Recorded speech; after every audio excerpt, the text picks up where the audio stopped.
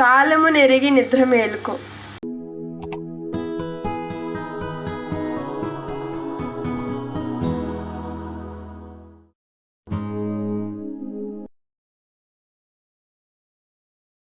అనుకున్నంత కాలంలో డబ్బు పోయినా మరలా సంపాదించుకోవచ్చు, ఐశ్వర్యం పోయినా తిరిగి సంపాదించుకోవచ్చు, ఉద్యోగం పోయినా మరలా సంపాదించుకోవచ్చు. ఉద్యోగం అంటారా, ఆస్తులు అంటారా, ఇల్లు అంటారా, ధనం అంటారా, ఏది పోయినా పర్వాలేదు, కానీ సమయం పోతే మాత్రం మరలా సమయాన్ని మనం తిరిగి తెచ్చుకోలేం. కారణం, దేవుడు ఈ కాలాన్ని నడిపిస్తున్నారు. దేవుడు నిజంగా ఈ కాలాన్ని ఆయన చేశాడా? కాలాన్ని నడిపిస్తున్నది దేవుడేనా? మనం ఆలోచించాలని. మరి నిజంగా మన జీవితంలో గడిచిన కాలం తిరిగి రాదా అంటే రాదు. మన జీవితంలో వేటిని కోల్పోయినా మరలా తిరిగి తెప్పించుకోవచ్చు, మరలా రప్పించుకోవచ్చు, కానీ పోయినటువంటి ఒక్క క్షణాన్ని కూడా మరలా తిరిగి మనము తెచ్చుకోలేం. మనకు సమయం విలువ మనకు అర్థం కావాలంటే ఒక చిన్న ఉదాహరణ ఆలోచించామనుకోండి. మనకు సమయం విలువ అర్థం కావాలంటే క్రీడాకారుల దగ్గరికి వెళ్ళి అడిగామనుకోండి, అప్పుడు వారు ఎంత బాధపడుతుంటారంటే, ఓడిపోయినటువంటి వారు మిల్లీ సెకండ్కి కూడా వారు బాధపడుతుంటారండి. మిల్లీ సెకండ్లో నేను ఓడిపోయాను అంటాడు పరుగు పందెంలో పాల్గొన్న వాళ్ళు. అనగా మిల్లీ సెకండ్కు కూడా విలువ ఉందా? విలువ ఉంది. మిల్లీ సెకండ్లో నేను ఓడిపోయాను అంటున్నారంటే మిల్లీ సెకండ్ కూడా చాలా విలువైనది. ఇక ఒక సెకండ్ విలువ మనకి ఎప్పుడు అర్థమవుతుందో తెలుసా అండి? ప్రమాదానికి గురైనప్పుడు. ఎక్కువగా వింటూ ఉంటాం కదా, ఒకే ఒక్క క్షణం అండి, త్రుటిలో ప్రాణాపాయాలు మేము తప్పించుకున్నాము, ఒక్క సెకండ్ అటు ఇటు అయిపోయే వాళ్ళం అంటుంటారు. అనగా ఒక్క సెకండ్కి కూడా విలువ ఉంది. ఇంకొక నిమిషానికి కూడా విలువ ఉందా అంటే ఉందండి. నిమిషం విలువ మనకి ఎప్పుడు అర్థమవుతుందో తెలుసా? ఎక్కడైనా మనం ప్రయాణించాలనుకున్నప్పుడు మనం వెళ్ళినప్పుడు అలా మన కళ్ళ ముందే మనం ఎక్కాల్సిన ట్రైనో బస్సు అలా వెళ్ళిపోతుంది అనుకోండి. అప్పుడు ఎంత బాధపడతామండి. అప్పుడు ఎవరిని తిట్టుకుంటాం? బస్సు డ్రైవర్ని తిట్టుకోం, బస్సు డిపోని అంతకంటే తిట్టుకోం. ఎవరిని తిట్టుకుంటాము? మనల్ని మనమే తిట్టుకుంటాం. అరే, ముందుగానే మనం వెళ్ళుంటే గమ్యానికి చేరుకునే వాళ్ళం సమయానికి. ఇప్పుడు చూసారా, ఒక్క నిమిషం ఆలస్యానికి కొన్ని గంటల బడి మనము వెయిట్ చేయాల్సిన పరిస్థితి వచ్చేసింది అని. అనగా మన జీవితంలో గడిచిపోతున్నటువంటి ప్రతి నిమిషానికి, ప్రతి సెకండ్కి, ప్రతి మిల్లీ సెకండ్ కూడా ఎంతో విలువైనది. మరి అలాంటి విలువైన ఈ కాలాన్ని గుర్తించి మనం ఏం చేయగలుగుతున్నాం ఆలోచించాలని. మరి దేవుడు ప్రారంభ కాలంలో దేవుడు ఏమన్నా ఈ కాలాన్ని ఆయన ఫాలో అయ్యారా? దేవుడు ఏమైనా కాలాన్ని ఉపయోగించుకున్నారా? మరి మనం పాటించాలి, మనం చూసుకోవాలనుకుంటున్నాము, కాలానుగుణంగా మనం పని చేయాలనుకుంటున్నాము. మరి మన అందరి కన్న తండ్రి అయిన దేవుడు ఏమన్నా కాలానుగుణంగా ఆయన పని చేశారా అని మనం ఆలోచిస్తున్నప్పుడు మొట్టమొదటిగా దేవుడే చేశాడండి కాలానుగుణంగా. మరి ఏం చేశారా అంటారా? మరి ఆయన 6 దినాల సృష్టి కార్యక్రమాన్ని చేశాడు. ఎందుకు చేశాడు అన్నప్పుడు దేవునికి ఒక కోరిక ఉండేదట. ఏంటా కోరిక అంటే, తనకు పిల్లలు కావాలి, నాకు అనేక మంది పిల్లలు కావాలి అనుకున్నారు. మరి తనకు పిల్లలు కావాలి అని అనుకున్నారో లేదో, ఆ పిల్లలకు ఏమేమి కావాలో కూడా ఆయన ముందుగా చేశాడండి. నాకు పిల్లలు కావాలి అనగానే పిల్లలను కనలేదు ఆయన, పిల్లలను చేసుకోలేదు ఆయన. మరి ఏం చేశాడు అంటే, ఆ పిల్లలకు ఏమేమి అవసరం ఉన్నాయో వాటన్నిటిని ఆయన మొదటిగా చేశాడు. అనగా ఆయన సంకల్పం చేసుకున్నాడు, ఏమని? నాకు పిల్లలు కావాలి. ఆయనకు ప్రణాళిక ఉంది. ఇది మనకు అర్థం కావాలంటే, మనం ఏదైనా ఒక ఇంటిని నిర్మించుకోవాలనుకున్నాం అనుకోండి. ఇంటిని నిర్మించుకోవాలనుకున్నప్పుడు వెంటనే నిర్మాణం చేసేస్తామా? లేదు. మొదటిగా స్థలాన్ని చూసుకుంటాం. ఆ స్థలాన్ని చూసుకున్న తర్వాత ఇది మనదే అని ఫిక్స్ అయిన తర్వాత ఒక మంచి సివిల్ ఇంజనీర్ని పిలిపించుకొని, నాకున్నది ఈ స్థలంలో ఎంత చక్కటి ఇంటిని మేము నిర్మించుకోవచ్చు అని ఒక నమూనా ప్లాన్ చేసుకుంటాం, ఎలా నిర్మించుకోవాలి అని. అలా ప్లాన్ చేసుకున్న తర్వాత దానిని అమలు పరచడం కొరకు మనం కూడబెట్టుకున్న ధనాన్ని ఖర్చు చేసి మనం అనుకున్న విధంగా ఇంటిని నిర్మించుకుంటాం. అలానే ఒక పాఠశాలలో మనం ఆలోచించామనుకోండి, పాఠశాలలో మనం ఆలోచిస్తున్నప్పుడు ఒక సంవత్సరానికి అనగా ఒక 10వ తరగతి విద్యార్థులను తీసుకుందాం, లేకపోతే 9వ తరగతి, ఏదో ఒక తరగతిని మనం ఆలోచిస్తున్నప్పుడు ఆ తరగతిలో అనగా ఒక సంవత్సరం లోపు ఆ తరగతి విద్యార్థులకు ఆ తరగతికి సంబంధించిన పాఠాలను ఎలా పూర్తి చేయాలి, ఒక వారంలో ఎన్ని లెసన్స్ అవ్వాలి, ఒక రోజుకి 8 పీరియడ్లు అంటే ఆ 8 పీరియడ్లో ఏ సబ్జెక్టులు ఎన్ని గంటలు చెప్పాలి, ఎన్ని వారాల్లో అయిపోవాలి, ఎన్ని నెలలలో కంప్లీట్ అయిపోవాలి, ఇలా వారికి టైం టేబుల్ అనేది ఉంటుంది పాఠశాలలో బోధించేటువంటి వారికి. అలానే దేవుడు కూడా తన పిల్లలను కావాలనుకున్నాడు, తన పిల్లలను ఈ భూమి మీద చేయాలనుకున్నాడు, పంపించాలనుకున్నాడు. మరి దేవునికి ఏ ప్లానింగ్ లేదా అంటే పొరపాటు అండి. ఆయన చక్కగా 6 దినాలు ఆయన కష్టపడి 6వ దినమున దేవుడు మనలను చేశాడంటాడు.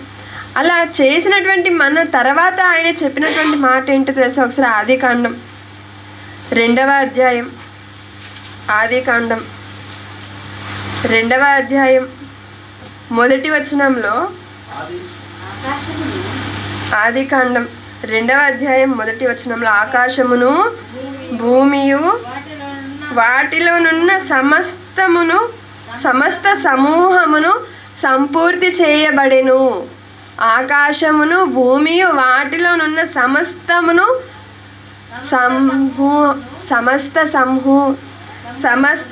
సమూహమును సంపూర్తి చేయబడిన అంటండి. సమస్తమును సంపూర్తి చేశానంట, సమస్త సమూహమును.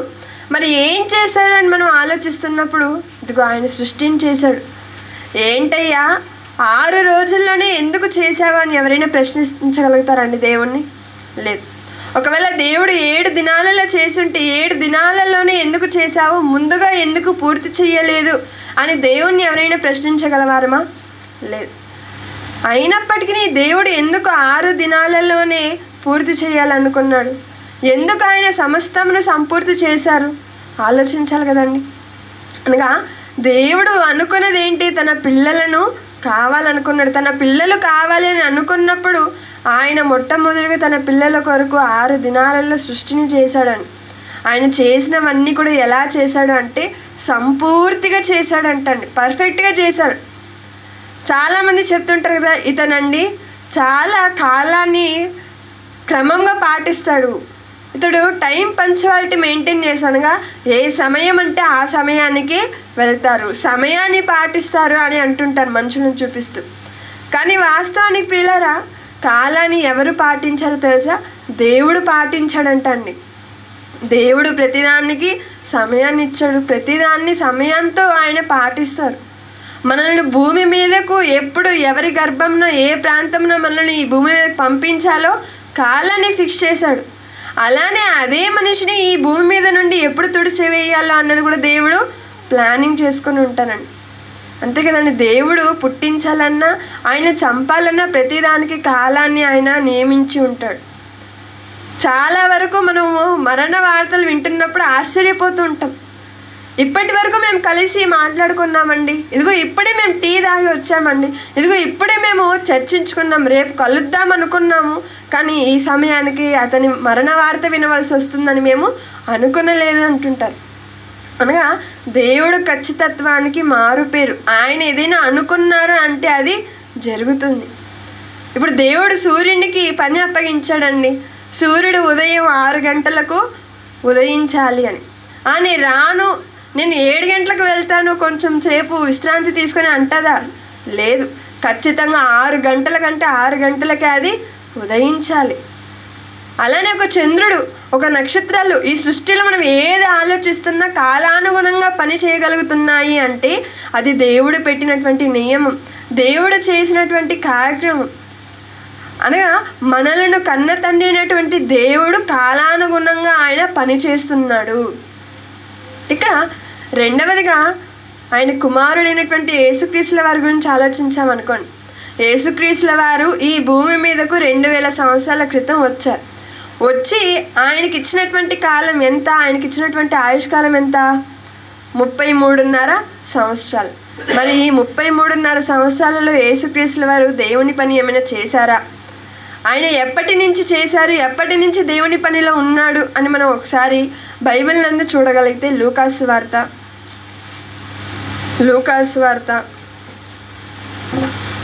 2వ అధ్యాయము, లూకాసు వార్త 2వ అధ్యాయము 42వ వచనంలో, లూకాసు వార్త 2వ అధ్యాయము 42వ వచనంలో,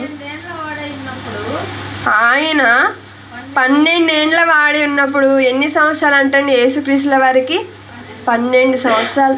12 సంవత్సరాలలోనే దేవుని పనిలో ఉన్నాడా అండి? ఆలోచించాలి కదా. మరి నేటి కాలంలో 12 సంవత్సరాల వయసు ఉన్నటువంటి వారికి అసలు దేవుడు అంటే ఎవరో కూడా తెలియదు కొంతమందికి. కానీ యేసుక్రీస్తుల వారి గురించి ఆలోచిస్తున్నప్పుడు ఆయన ఎన్నో ఏట నుండి దేవుని పనిలో ఉన్నారట? 12 ఏండ్ల నుండి. అలా 12వ ఏట ఎక్కడికి వెళ్ళారంట వారు? యెరూషలేముకు వెళ్ళారంటండి. యెరూషలేముకు వెళ్ళారు ఎందుకు అన్నప్పుడు పండుగ నిమిత్తం వెళ్ళారు. చివరికి మనం ఆలోచిస్తుంటే ఆ సందర్భంలో అమ్మా నాన్నలు పండగ మాయలో పడి యేసుక్రీస్తుల వారిని మర్చిపోయారు. పండగలో పడి ప్రభువునే మర్చిపోయారు. నేడు మనం కూడా అంతే కదండి, యేసుక్రీస్తుల వారిని పట్టించుకుంటాం ఆ పండగప్పుడు? లేదు. మరి పండుగ వస్తుంది, క్రిస్మస్ వస్తుంది, యేసుక్రీస్తుల వారి జన్మదినం వస్తుంది అని అనుకున్నప్పుడు మనం ఏం చేస్తాము? ప్రభువునే పట్టించుకోను కొన్నిసార్లు. మనం ఆలోచిస్తే భారతదేశానికి స్వాతంత్రం రావడానికి ప్రాముఖ్యంగా ప్రధానమైన కారణం మహాత్మా గాంధీ గారు అయితే 1947లో ఆగస్టు 14వ తేదీ ఇంకా బ్రిటిష్ వారు ఇదిగో మీరు స్వతంత్రంగా ఉండవచ్చు, మేము ఈ దేశాన్ని విడిచి వెళ్ళిపోతున్నాము అని చెప్పగానే అందరూ గాంధీజీ గారిని గుర్తు చేసుకున్నారంటే లేదండి. అందరూ కూడా సంబరాలు జరుపుకున్నారు, పండుగ చేసుకున్నారు, గ్రీటింగ్స్ చెప్పుకున్నారే. కానీ దానికి ప్రధాన కారకులైన గాంధీ గారిని ఎవరైనా గుర్తించారా అంటే లేదు. ఎందుకు? ముసలోడు రేపు ఉంటే ఉండొచ్చు, లేకపోతే లేదు అని ఆయన పట్టించుకోలేదు. అలానే నేటి కాలంలో మనం ఆలోచిస్తే యేసుక్రీస్తుల వారిని ఎవరైనా గుర్తించగలుగుతున్నారా అంటే లేదండి. మనం పండుగల కొరకు వెయిట్ చేస్తూ ఉంటాం, సంవత్సర కాలం అంతా ఎదురు చూస్తూ ఉంటాం ఎప్పుడెప్పుడు వస్తుందా అని. ఆఖరికి వచ్చిందనుకోండి మనం ఏం చేస్తాం? కొత్త బట్టలు కొనుక్కుంటాం. ఎవరికి? మనకు. కానీ ఎందు నిమిత్తం కొనుక్కున్నాం? యేసుక్రీస్తుల వారు పుట్టారు అని మనం కొనుక్కుంటాం.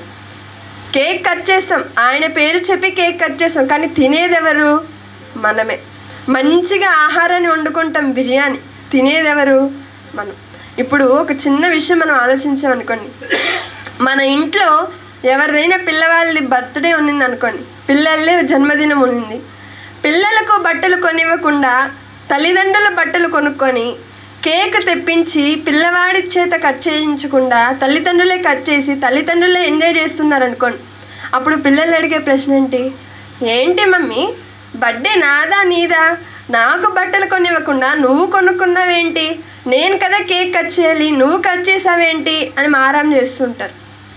ఇది ఎంత వాస్తవమో. మరి నేడు క్రైస్తవ సమాజంలో జరుగుతున్నది ఏంటి?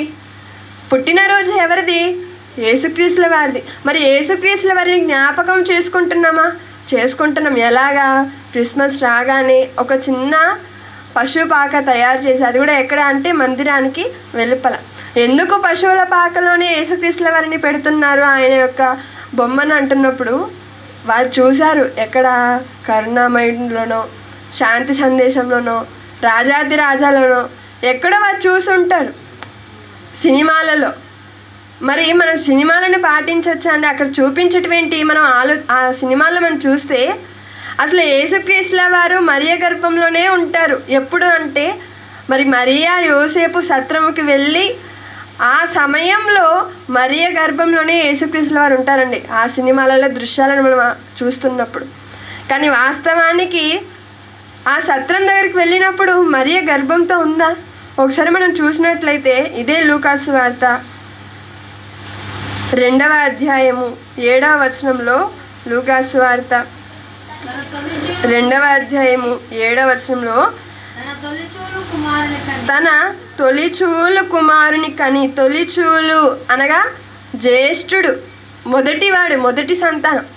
అలా ఆ తొలిచూలు కుమారుని కని పొత్తి గుడ్డలతో చుట్టి సత్రంలో వారికి స్థలము లేనందున ఆయనను పశువుల తొట్టిలో పరుండబెట్టెను. ఆల్రెడీ జననం ఇచ్చేసింది మరియమ్మ. ఆల్రెడీ యేసుక్రీస్తుల వారిని కన్నది.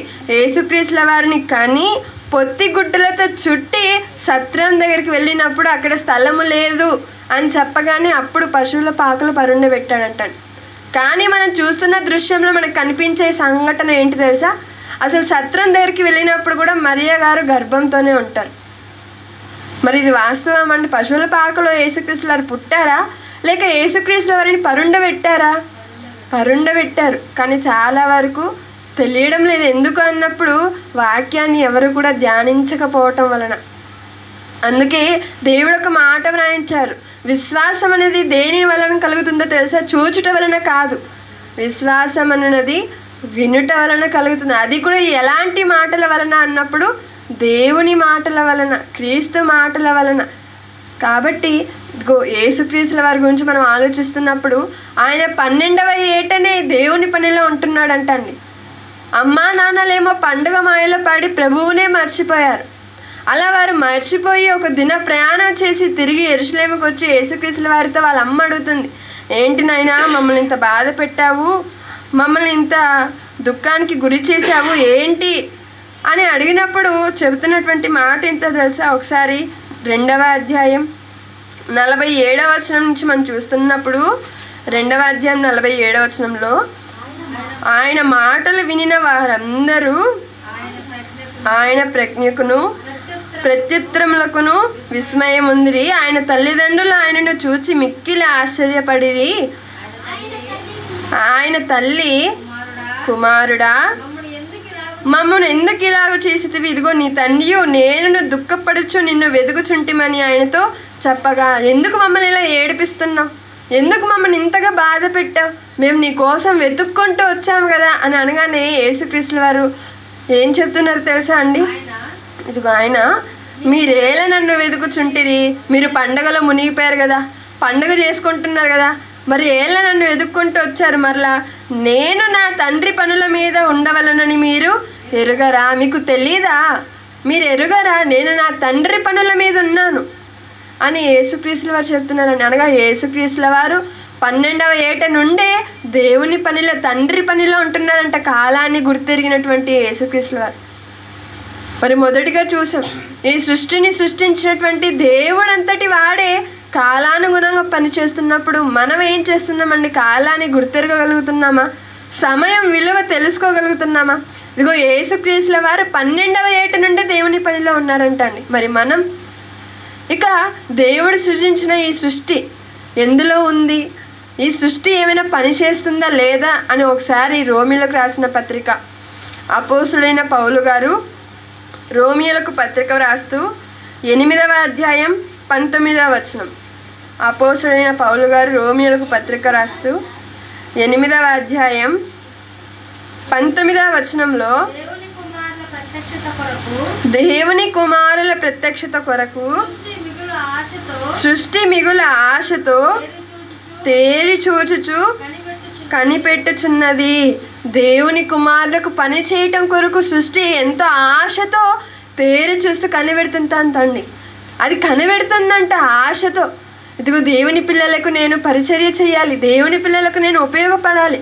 ఒక సూర్యుడా ఉదయం 6 గంటలకు అనగానే 6 గంటలకు వచ్చేస్తున్నాడు, అలానే సాయంత్రం 6 గంటలకు అస్తమించాలి అనగానే వెళ్ళిపోతున్నాడు. అలానే భూమి అది తన చుట్టూ తాను తిరుగుతూ సూర్యుని చుట్టూ కూడా తిరుగుతుందంట అండి. ఒకవేళ భూమి నేను తిరగను అంటే మన పరిస్థితి ఏంటి? మనం తిరగాల్సి వచ్చేదేమో. కానీ అవేవి అలా చేయలేదు కదా. వేటికి అప్పగించినటువంటి పని అవి చేస్తుంది.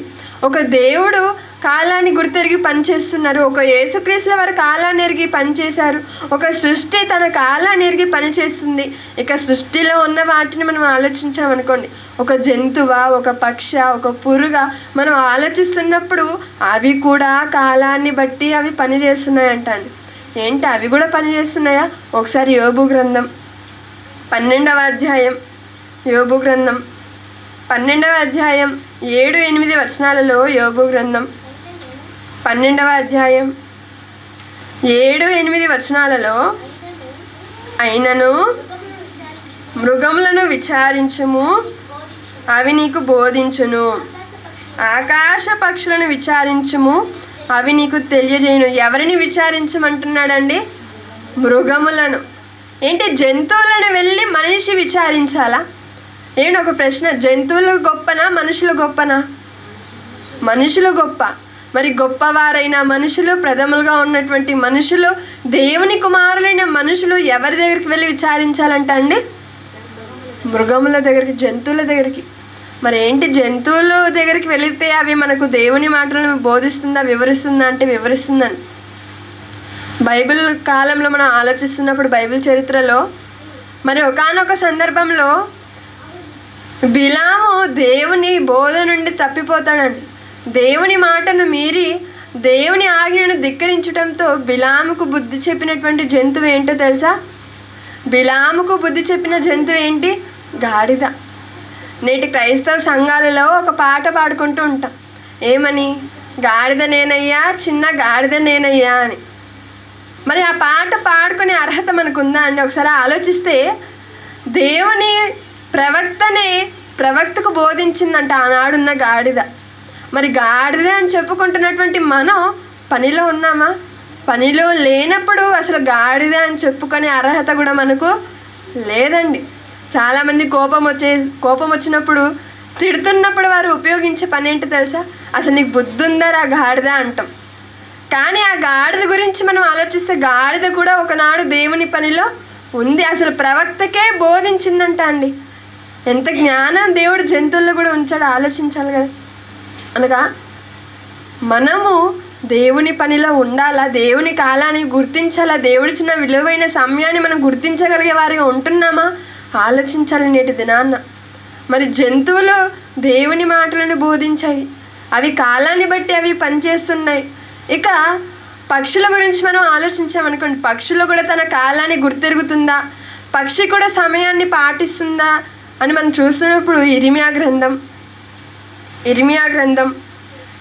8వ అధ్యాయం 7వ వచనం. ఇర్మియా గ్రంథం 7వ అధ్యాయం 8వ అధ్యాయం 7వ వచనం. ఆకాశములకెగురు సంకుబడి కొంగైనను తన కాలము నెరుగును. ఎవరంటండి? ఆకాశంలోకి ఎగిరే పక్షులు తమ కాలమును ఎరుగునంట, తెలుసుకుంటుందంట. మనందరికీ కూడా ఈ విషయం తెలుసు. ఎలాగా? మరి అంటార్కిటికా ప్రాంతాల్లో ఉన్నటువంటి ఆ ఖండాలలో ఉన్నటువంటి పక్షులు నవంబరు, డిసెంబరు ఇలా రాగానే అక్కడ మంచుకి గడ్డగట్టిపోయి వాటికి ఆహారం దొరకని పరిస్థితి ఆ ప్రాంతాలలో. ఆ సమయమున ఏం చేస్తాయి అన్నప్పుడు, ఇదిగో అవి ఆ పక్షులు ఎగురుకుంటూ మన పక్క జిల్లా అయినటువంటి నెల్లూరులో అంటే పులికాట్ సరస్సుకి, మన పక్క జిల్లా మన రాష్ట్రంలోనే ఇతర ప్రాంతాలలో కొల్లేరు సరస్సుకి, ఇలా వీటిలోనికి అవి వచ్చి, అనగా వలస పక్షులు అంటుంటాం, అవి వచ్చి కేవలం కొంతకాలం మాత్రమే ఉండి మరలా తిరిగి వారి దేశానికి, వారి ప్రాంతాలకు అవి వెళ్ళిపోతుంటాయండి. ఒక పక్షి, చిన్న పక్షి అండి, దాని మెదడు ఎంత ఉంటుంది? చిన్నదిగా ఉంటుంది. మరి అంత చిన్న పక్షిలో చిన్న మెదడు కలిగినటువంటి పక్షి తను బ్రతకటం కొరకు, ఆహారం కొరకు ఇక్కడికి వచ్చి మరలా అవి ఎక్కడి నుంచి వచ్చాయో వాటి ప్రాంతాలకు అవి వెళ్ళిపోతున్నప్పుడు మన తలకాయ ఎంత ఉంటుందండి? తాటికాయ ఎంత ఉంటుందా? అందులో మన మెదడు ఎంత ఉంటుంది? చాలా పెద్దదిగానే ఉంటుంది. మరి ఇంత పెద్ద మెదడు కలిగినటువంటి మనం గుర్తించగలుగుతున్నామా? ఎక్కడి నుంచి వచ్చాము, మరలా మనం ఎక్కడికి వెళ్ళాలి, అసలు ఎందుకు వచ్చాము, ఇవి మనం ఆలోచించగలుగుతున్నాము? ఒక పక్షి తనకున్నటువంటి చిన్న మెదడుతోనే ఎంత జ్ఞాపకం పెట్టుకుంటుందండి. అది ఎక్కడి నుంచి వచ్చింది, ఎందుకు వచ్చింది, ఎంత కాలం ఉండాలి, మరలా తిరిగి ఎక్కడికి వెళ్ళిపోవాలి, తను వచ్చిన పని ఏంటి, ఇంత ఆలోచిస్తున్నప్పుడు మరి దేవుని కుమారులం అనుకుంటున్నాం, దేవుని స్వరూపంగా పిలువబడుతున్నటువంటి మనం మన కాలాన్ని గుర్తెరుగుతున్నామా?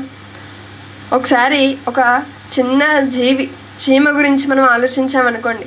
మరి ఇందాక వాక్య పఠనం చదువుకున్నాం కదా, ఒకసారి మరలా సామెతల గ్రంథం 6వ అధ్యాయం 6వ వచనంలో, సామెతల గ్రంథం 6వ అధ్యాయం 6వ వచనంలో,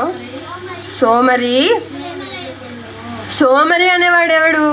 కాలాన్ని వృధాగా గడిపేవాడు. అంతేనా? కాలాన్ని వృధాగా కూర్చొని ఏ పని చేయక టైం పాస్ చేసి టైం వేస్ట్ చేసేవని ఏమంటాము? సోమరి అంటాం. అంతేనా? అలాంటి వారు ఎలాంటి బాధలు పడుతుంటారంటే, బాల్యం అంతా కూడా వృధాగా గడిపి, బాల్యం అంతా ఆడుతూ పాడుతూ ఏ పని చేయక ఏమీ తెలియక గడిపేసి యవ్వనంలోకి వచ్చేసి కష్టపడుతుంటారే, వారిని సోమరులు అంటుంటాం.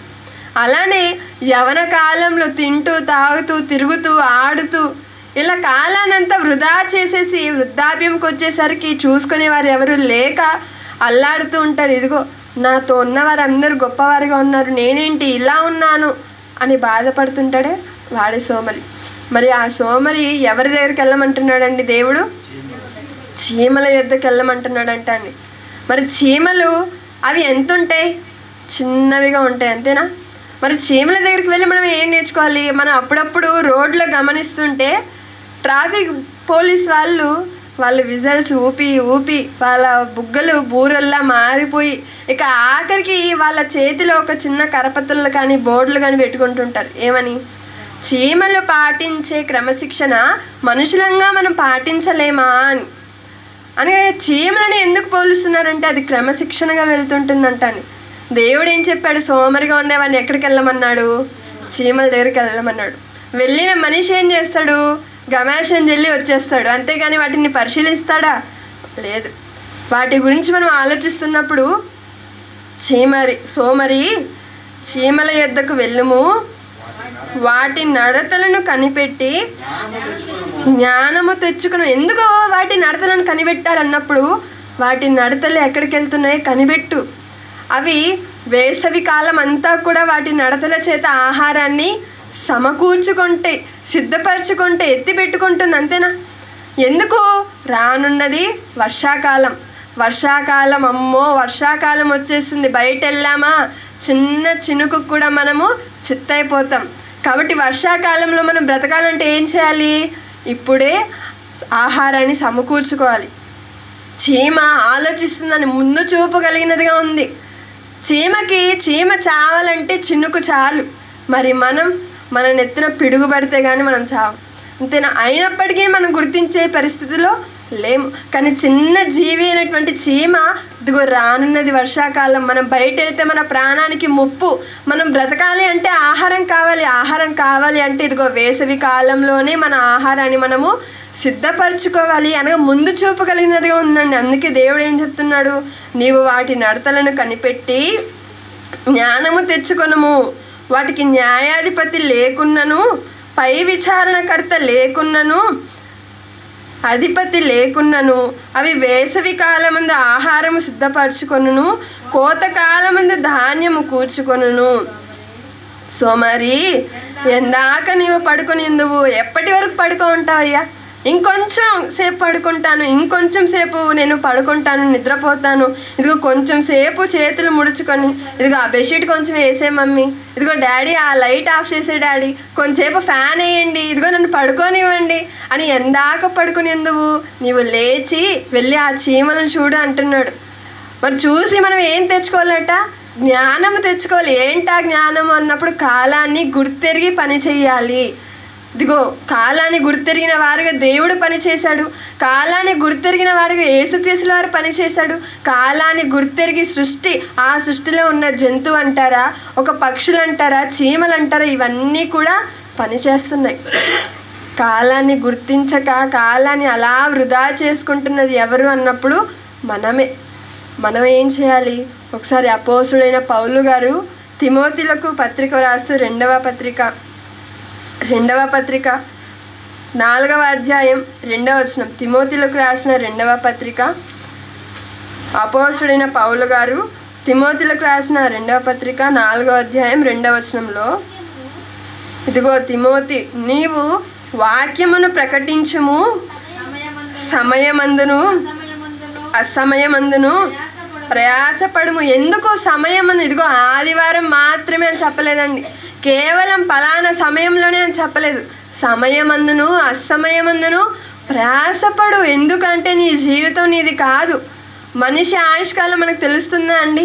60-70 ఏళ్ళు అనుకుంటాం, కానీ 30-40-50 వచ్చేస్తున్న కొద్దీ మనం భయపడాలి, ఆలోచించాలి మన పరిస్థితి ఏంటి, మన ఆరోగ్య పరిస్థితి ఏంటి, మన ఆయుష్కాల పరిస్థితి ఏంటి, దేవుడు ఎందుకు ఇస్తున్నాడు ఈ కాలాన్ని అని మనం కాలానుగుణంగా మనం నడుచుకోవాలి, కాలానుగుణంగా మనము బ్రతకాలి. ఇక్కడ పౌలు గారు తిమోతికి చెప్తున్నాడు, ఇదిగో నువ్వు ప్రయాసపడు, కష్టపడు. ఎందుకు? ఆ సమయం అసమయమందు. చాలా వరకు అండి మనం ఎవరినైనా అడిగామనుకోండి, కాలాలు ఎన్ని అంటే ఎన్ని చెప్తారు? ఎన్ని కాలాలు మనకి ఒక సంవత్సరంలో ఎన్ని కాలాలు? 3 కాలాలు. ఏంటవి? వర్షాకాలం, శీతాకాలం, వేసవికాలం. కానీ దేవుణ్ణి అడిగామనుకోండి, మరి దేవుడా ఎన్ని కాలాలు మనిషికి ఇచ్చావయ్యా అంటే ఆయన చెప్పే సమాధానం ఏంటి తెలుసా? 4 కాలాలు. మరి మాకు శీతాకాలం తెలుసు, వేసవికాలం తెలుసు, వర్షాకాలం తెలుసు, మరి 4వది ఏంటయ్యా అని అడిగామనుకోండి, అదేంటో తెలుసా? అదే నీ పోయే కాలం అంటాడు. మరి ఈ పోయే కాలం ఏ కాలంలో వస్తుంది అని మనం అడిగామనుకోండి, అది మనం చెప్పలేం. ఒక ఎండాకాలం తీసుకున్నాం అనుకోని, ఎండాకాలంలో మనకి పోయే కాలం ఉండదు అని అనుకుంటే పొరపాటు. ఎండలు బగబగా మండిపోతుంటాయి, వడదెబ్బ అంటాడు, ఎండదెబ్బ అంటాడు, మరి పిట్టలు రాలినట్టు రాలిపోతూ ఉంటారు. అంటే ఎండాకాలంలో కూడా మన పోయే కాలము ఉంది.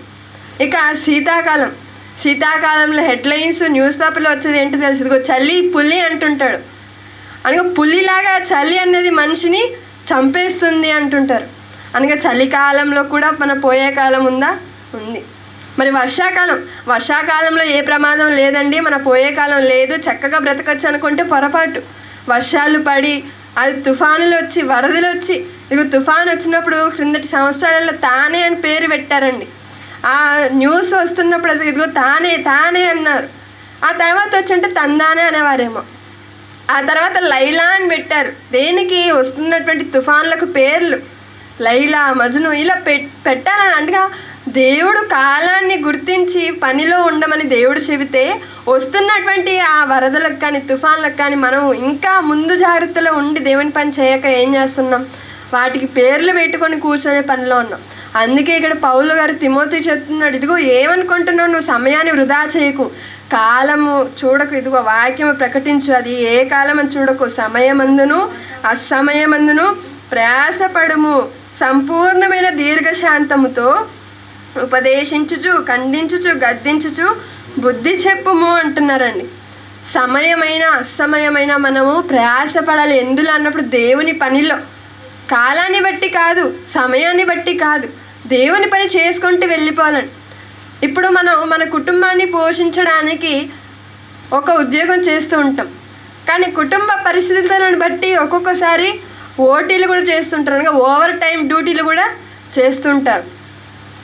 అనగా ఉన్నది మనకు కొంచెమే కాబట్టి ఏం చేయాలి? డ్యూటీలు, ఓటీలు, ఓవర్ నైట్ డ్యూటీలు కూడా చేస్తూ ఉంటారు. అదే దేవుని దగ్గరికి వచ్చేసరికి కేవలం ఆదివారం 2 గంటలు మాత్రం దేవునికి సమయాన్ని ఇస్తే చాలా అండి? లేదు.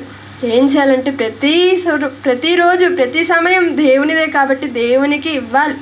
ఒకసారి చివరిగా మనం ఒక మాట చూసుకున్నట్లయితే, రోమీయులకు రాసిన పత్రిక 13వ అధ్యాయం 11వ వచనం.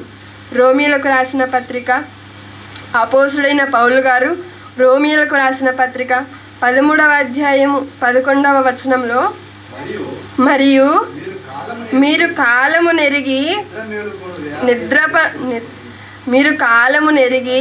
నిద్ర మేలుకొని వేళ అయినదని తెలుసుకొని అలాగూ చేయుడి. ఎలా చేయాలన్నప్పుడు దేవుని పని చేయాలి, దేవుని పని చేయాలి. ఇదిగో చాలు, ఇక నిద్రపోయింది చాలు, అలా కూర్చున్నది చాలు, ఇంట్లో ఉన్నది చాలు, ఇక నిద్ర మేలుకొని మనం ఏం చేయాలి? విశ్వాసులమైనప్పటికంటే ఇప్పుడు రక్షణ మనకు మరీ సమీపముగా ఉన్నది. మరి ఆ దినము దగ్గర ఎలా ఉంది? మన చుట్టూ జరుగుతున్నటువంటి పరిస్థితులను మనం చూస్తున్నప్పుడు అసలు ఏంటండి? ఇప్పుడు మనం ఉన్నది ఏ కాలంలో? వేసవి కాలంలోనే కదా. మరి వేసవి కాలంలో వర్షాలు ఏంటండి? వీటిని ఏమంటారంటే అకాల వర్షాలు అంటుంటారు. అంతేనా? ఎప్పుడు పడవలసినవి అప్పుడు పడకుండా, ఎప్పుడు ఏ కాలంలో ఉండేటివి ఆ కాలంలో ఉండక మారుతున్నాయి. మరి ఇవి ఎందుకు సంభవిస్తున్నాయి? మరణాలు ఎన్నో మరణ వార్తలు వింటున్నాం.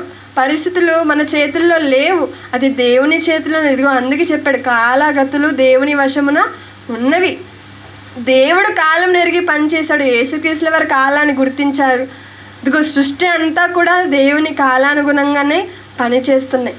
ఒక్క మనము మాత్రమే కాలాన్ని ఎరిగి కూడా మరలా నిద్రపోతే వారిగా ఉంటున్నాం. అందుకే ఇదిగో కాలాన్ని ఎరిగి నిద్ర మేలుకొనే వేళ అయినది అని గుర్తించి అంటున్నాడు. అందుకే పేతురు పత్రికలో ఒక మాట రాయించుంటారు. ఎందుకో మనం నిద్ర మేలుకోవాలి అంటున్నప్పుడు, ఎందుకు మనం నిద్ర మేలుకొనే వేళ అయింది అంటే, మనం నిద్రపోతూ ఉన్నాం అనుకోండి, మనలను ఎప్పుడెప్పుడు మృంగాలా అని ఒకడు తిరుగుతున్నాడంట. ఎప్పుడు చంపేయాలా, ఎప్పుడు దేవునికి దూరం చేసేయాలా అని. అందుకే ఇదిగో మీ విరోధి అయిన అపవాది గర్జించు సింహము వల్లే. ఎందుకు గర్జించే సింహంతో పోల్చాడు అంటే, ఒక సింహం ఆకలితో ఉన్నప్పుడు ఎలాగైతే గర్జించుకుంటూ అరణ్యంలోనికి వెళ్ళి తనకు ఏది దొరుకుతుందే ఆ దొరికిన దాన్ని ఎప్పుడు వేసేద్దామా అనే ఆకలి మీద ఉంటుందో, అలాంటి ఆకలి మీద ఎవరు తిరుగుతున్నాడంట అండి? అపవాది. మరి అలా గర్జించే సింహం వల్ల తిరుగుతున్నాడని తెలిసినా కూడా మరలా మనం నిద్రపోతూనే ఉంటే మన పరిస్థితి ఎలా ఉంటుంది? అందుకే ఆయన ఏం చెప్పాడో తెలుసా? నిద్ర మేలుకొనే వేళ అయినది. ఇప్పుడు మన వీధిలో లేకపోతే మన ఊర్లో దొంగలు పడ్డారంట అండి, దొంగలు పెడితే ఎక్కువ ఉందంట అండి అంటే మనం ఏం చేస్తాం? మేలుకుంటాం, అంతేనా? ఒకవేళ నిద్ర వచ్చేసింది అనుకోండి ఎక్కువగా, అప్పుడు ఏం చేస్తుంది? ఇదిగో నేను కొంచెంసేపు నిద్రపోతాను, నువ్వు మేలుకో. ఆ తర్వాత ఇదిగో నేను నిద్రపోతాను, నువ్వు మేలుకో అని షిఫ్ట్లు వేసుకుంటూ ఉంటాం కుటుంబంలో. ఎందుకంటే దొంగలు పెడితే ఎక్కువ ఉంది, మన ఇంటికి మనం నిద్రపోయామా, దొంగలు మన ఇంట్లో పడి చొరబడి మన వస్తువులను అపహరించుకొని వెళ్ళిపోతారు. అలాంటి అవకాశం వాళ్ళకి ఇవ్వకూడదంటే మనం ఏం చేయాలి? మేల్కొని ఉండాలి. అలానే దేవుడు ఇచ్చిన ఈ చిన్న జీవితంలో మనము కాలాన్ని గుర్తించక కాలాన్ని వృధా చేసుకుంటూ నిద్రపోయేవారిగా మనం ఉన్నామనుకోండి, మనం కూడా దేవునికి దూరం అయిపోతాం. కాబట్టి ఆయన అన్నిటినీ మనం ముందుంచాడు. ఇదిగో నేను పనిలో ఉన్నాను, యేసుక్రీస్తుల వారి పనిలో ఉన్నారు, సృష్టి అంతా పనిలో ఉంది, మీరు మాత్రం ఎందుకురా నిద్రపోతున్నారు? నిద్ర మేలుకొనే వేళ అయినదని తెలుసుకొని కాలాన్ని గుర్తించి ఇకనైనా మేలుకొని నా పనిలో ఉండండి అని దేవుడు కోరుకుంటున్నారండి. కాబట్టి దేవుడిచ్చిన ఈ విలువైన సమయంలో నేర్చుకున్నటువంటి మాటలను మన హృదయంలో భద్రపరుచుకొని ఇక నుండైనా ఇంకా మరి ఎక్కువగా మనం దేవుని పనిలో ఉండాలని తెలియజేసుకుంటూ, నాకు ఇంత చక్కటి అవకాశం ఇచ్చిన కన్నతల్లిన దేవునికిని, సంఘ పెద్దలకును, మీకును, ప్రతి ఒక్కరికి వందనాలు తెలియజేసుకుంటూ ముగిస్తున్నాను.